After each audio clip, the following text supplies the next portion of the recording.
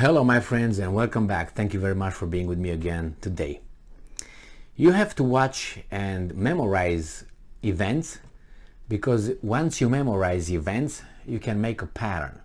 Once you make a pattern, you see a pattern, then and you see an individual acting in a certain way, you can figure out a pattern in that person's behavior.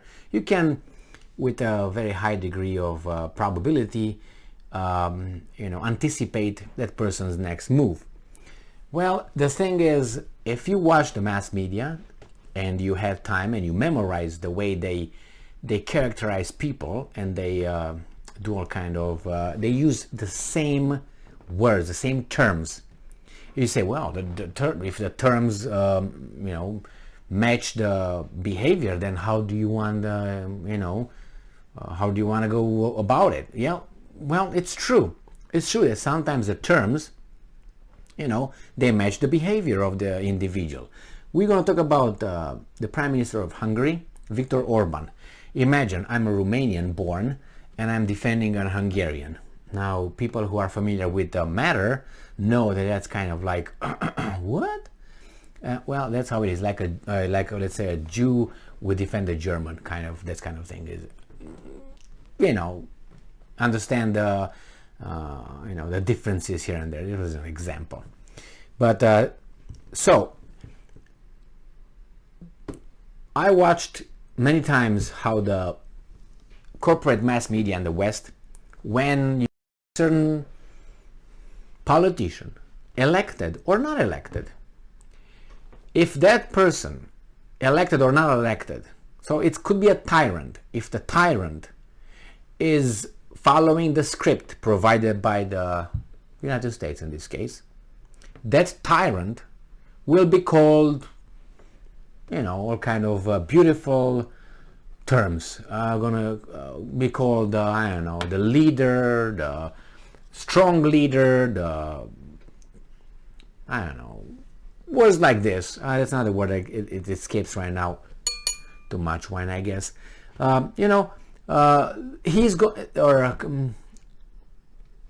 They will use this kind of terms, but not in a bad connotation given to the tyrants.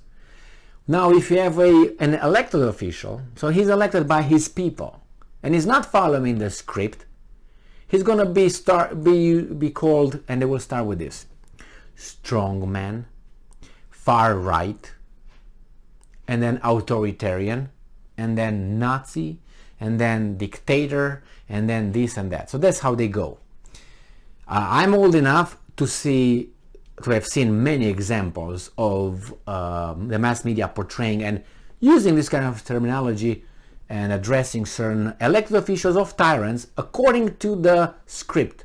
If they follow the script, hey, you're great. It doesn't matter what kind of crimes they commit in their countries. That's great. If they don't follow the script, it doesn't matter how popular they are in their country.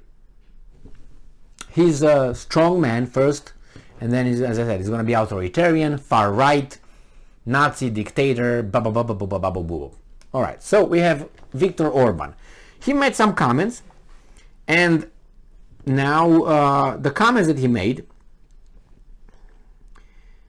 that's what he believes in his, how should I put it, in his, the nation should be.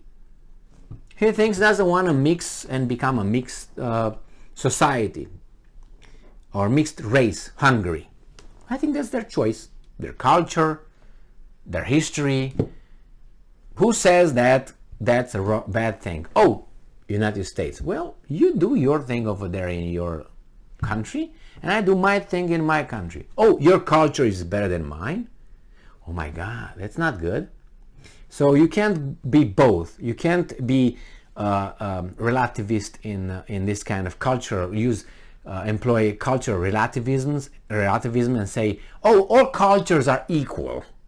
But when it's about this guy that don't follow the script, oh, you're trying to impose a certain kind of value that is inferior, is negative.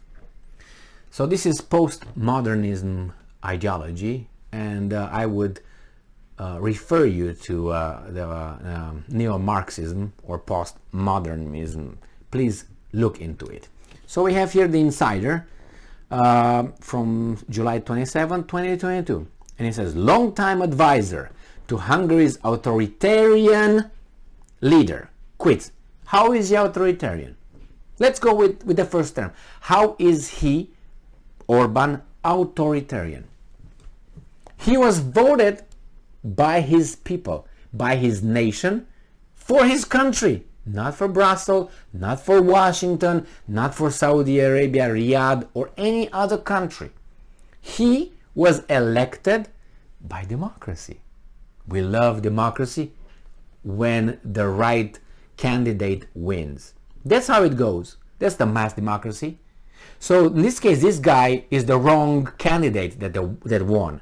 So the public, he won 4 times, if I remember correctly. 4 times. So he's not a tyrant, he's not an authoritarian, is he? If he would be an authoritarian, do you think his people will vote for him? Unless the voting process was rigged. No evidence to support that claim. So let's move on. So longtime advisor to Hungary's authoritarian leader quits, saying his rant against a mixed race society was pure Nazi. So he's supposed to support mixed race? Why? So Hungarians have to mix with, I don't know, Japanese? Why? Can they say Hungarian? And if they can't, why not? Why is it the law of nature that dictates that Hungarians have to be other races? If they choose not to, what's the problem? And if this guy is his view, what's wrong with that? Unless we anticipate with our sick minds that from there we go straight to the death camps, and we go to this, and we go to that, and we go to 1939 to 1945, right? There's no evidence of that, because if you go like that, we will not practice Christianity, right? You know where I'm going with that, right? Christianity committed in the name of, there were some not very nice massacres that occurred. Put Christianity to the side. Let's go to the Old Testament. Let's go to the Judaism. And you see over there, I wrote 2 books on that. 2. They are available on Amazon. And I just said, that's a different kind of nature God showed us, but we are embarrassed to show it to us. So we ignore it. It's there. It's there in the Old Testament. So remember when Moses does all kind of things with other tribes, other cities, exterminate them. So that means we should not accept Judaism? We should not accept Christianity because in the name of Christianity we had, 3 or how many crusades we had? Crusades? They had. The same here. All of a sudden this goes straight to Nazi ideology. I thought it was a free world. I thought it was free people. If I'm not allowed to think the way I think, if I'm not allowed to act without hurting anybody, if I want to put a feather in my ass and walk outside with a feather in my ass, I should be able to do that. Do I hurt anybody? No. So what's the problem? Unless I start acting, then I should be punished based on the values of the society. Otherwise, as I stated before, we have this problem. I'm walking down the street, and I saw a beautiful woman. And I'm thinking,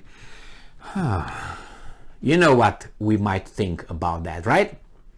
And then you go through and you think of something else, right? But for a moment or two, you might fantasize certain, things. It doesn't mean that you did anything. So should you, or even if you might say to a friend or someone, man, you know what? I like that woman. That woman looked fantastic. Yeah, she looked great. She was very sexy. Does it mean that I'm immediately gonna rip her clothes off and jump on her and do that? against her will, it doesn't mean, did I do it? The same thing here. This guy, oh, Emil, statements can lead to action. Unless the actions are detrimental and hurt other people, I understand that. But it's a balance between freedom of the individual and freedom of thought and freedom of speech and the action. If I don't do anything wrong, let's say I have a handgun and I carry it with me. Is that a bad thing? Did I do anything? I might, I'm over there to protect myself. That's all. That's the only, and because I like that. Because I want. And what? What's your problem? I don't like you riding bikes. Should I ban bikes? I don't like you wearing those stupid helmets while you ride your bike. Like a weasel. Like a sissy. Should I ban it? Should I start a petition against that? Does it hurt me? No. Let you do whatever fuck you want. Does it hurt you, me carrying that? No. It's a possibility that if I get crazy, things could happen. The same thing with your bike. It's a possibility things get crazy, you get your bike and hit me in the head with it. So, for that reason, because might happen here and there, one time or 3 times, we should ban bikes. Is that the reason? No. No. So yeah, this guy can quit how much he wants. How much he wants. That's fine. We have a disagreement of opinion or of values. Bye-bye. I was elected and you are my advisor. That means I appointed you. You disagree with me? Thank you very much. That's it. We part ways. That is in a civilized society. That's it. These guys try to make a point that, see, that one person quit. Isn't he fantastic? He's got a different opinion on this matter. The idea is, anything wrong with that? Anything happened? It might. We don't do things with it might. Because every time someone gets in a car, that person might boom someone. So that means we ban cars, right? Every time a person goes to work with a car, maybe he's gonna boom in a building because he's very upset with his employer. Might. You can't protect us from might. Then we're gonna be all staying in the house and will not do anything, which they want us to do. That's where they want us to resume to. Being in a house, working if we can from our homes, pay taxes and shut the fuck up and consume. That's all. Work, pay taxes, shut the fuck up and consume. That's what we need to do. This is it. This is it. And we should be probably working for the government so the government can unplug us whenever they want so we can depend on the government. Could not have our own businesses because that means independence. We can't have independence because when you're independent, you might say certain things because you don't give up and nobody can touch you. But they're going to boycott you. They're going to try to do this. They're going to try to do that. That's how the life works. So nevertheless, Orban, he was elected. The official was not, was appointed by. Put your things at work, appoint the people who work with you for your vision. Thank you very much for being with me again today. Stay strong, stay smart, look for the truth, and be just.